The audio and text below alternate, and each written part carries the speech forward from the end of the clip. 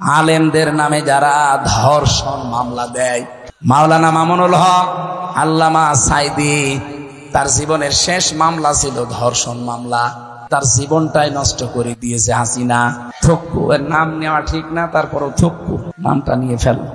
ওর যে মেয়ে লোককে সাজিয়ে নিয়ে এসেছিল পিরোজপুর থেকে, অ্যাডভোকেট তাজুল ইসলাম জিজ্ঞাসা করছে, মেয়ে মাওলানা সাইদি ধর্ষণ করেছে তোমাকে?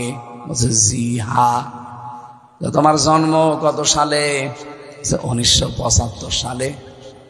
ধর্ষিতা হয়েছে কত সালে? 1971 সালে। অ্যাডভোকেট তাজুল ইসলাম ওই দিনই বলেছিল, মাননীয় আদালত পয়েন্টটা একটু লেখেন, এর জন্ম 75-এ, ধর্ষিতা হয়েছে 71-এ, ওটাকে রুহের জগতে। ওই দিনই তো মামলা ঢিসমিস হয়ে যাওয়ার কথা। কথা বলেন না কেন? করবে কি করে? রায় তো একজনের, উনি যা বলবে তাই হবে, আর বাকিগুলো সব এর লোক দেখানো।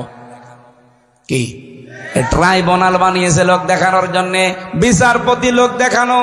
বিচারপতি যার নাম কালামানি, কে মানুষের ভেতরে পড়ে না, এই জন্য আল্লাহ ওর বিসি উড়িয়ে দিয়েছে। আমি আর নিচে নামলাম না, এমনি বিসি উড়িয়ে গেছে। বলছে আল্লামা সাইদিকে আমি ফাঁসি দিতে পারিনি, এই জন্য জীবনে আমার আফসোস। আল্লাহ ওর আফসোস জীবনে ঘুষিয়েছে। কথা বলে না কেন? কলার পাতায় শুয়েছিল, গলায় গামছা দিয়ে টানতে টানতে চোরের মতো নিয়ে এসেছে। ওই দিনই মামলা শেষ হয়ে যাওয়ার কথা, কিন্তু না, দেয়নি। কারণ বললাম না সবই সাজানো। আর এই সাজানো জিনিসে এখনো এটিএম আজহারুল ইসলাম যদি থাকে জেলখানায়, আপনি বিবেকের কাছে প্রশ্ন আসে না আপনার? তার যে 3টা সাক্ষী, একটা 6 মাইল দূর থেকে, একটা 3 মাইল দূর থেকে, একটা 1.5 মাইল দূর থেকে, ওরা কি যন্ত্র দিয়ে দেখিয়েছিল ওই সময়? হ্যাঁ, আমি এখানে মাঠের ওই মাথা দেখতে পারছি না, আরো 6 মাইল দূর থেকে দেখলো ও কি লাগিয়েছিল চোখে। আর সেই সাক্ষীর উপরে ভিত্তি করে আপনি ফাঁসি দিয়ে দিলেন। এই সবগুলো হাসিনাই থক্কু, ওর সাজানো। সবগুলো কি?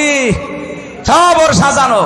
আমি নিজে ভিকটিম, আমি নিজে জানি না, আমার উপরে দিয়েছিল, সব সাজানো। বাড়ির থেকে তুলে নিয়ে গেল, অথচ বলছে না ওনারে নিয়েছে আমরা চোরহাট থেকে। পুরোটা মিথ্যা কথা। তার মানে আমি নিজে যখন টের পেয়েছি আমি একটা ছোট মানুষ। বলেন তো এই মুহূর্তে, এই যে আগস্টের 5 তারিখে কত মানুষকে আপনারা মেরে ফেলেছেন বিভিন্ন জায়গায়। ঝিনাইদহ একটা টাঙিয়ে রেখেছিল। এ কোরআনে কারীম শুধুমাত্র মুসলমানদের জন্য না, আর মানুষকে আল্লাহ সম্মান দিয়েছেন শুধু মুসলমানদেরকে না, মানুষ যারা তাদেরই সম্মান আছে। অথচ দুঃখজনক হলেও সত্য, আজ 54 বছর মানুষ যারা, তাদের সম্মান নিয়ে সবচাইতে বেশি সিনিমিনি খেলা হয়েছে। আরে 15 বছর তো আরো বেশি। বলেন তো, সম্মানিত মানুষদেরকে সবচাইতে বেশি অসম্মান করা হয়েছে এই 15 বছর। এর আগেও হয়েছিল কম বেশি, কিন্তু এই 15 বছর ওরা সীমা ছাড়িয়ে গেছে। সারা বাংলাদেশে কম বেশি বিভিন্ন জালেমদের বাড়ি ঘর ভেঙেছে, কেউ আগুন লাগিয়েছে, 32 নম্বর 33 নম্বর হয়ে গেছে, হয়নি?